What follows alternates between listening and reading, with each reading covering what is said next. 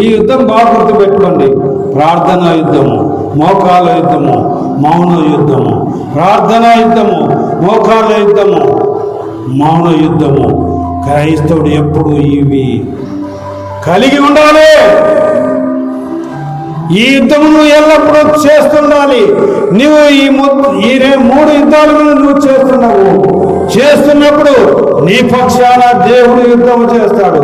నీ పక్షాన ఎంతో మందిని లేపుతాడు. నీ పక్షాన దేవదూతలు పంపుతాడు.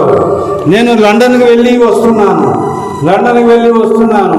వస్తూ ఉంటే లండన్ నుంచి చెన్నైలో ఫ్లైట్ దిగి పెద్ద సూట్ కేసు తీసుకొని బస్సులో వస్తుంటే అన్యాయంగా నా మీద గొడవకు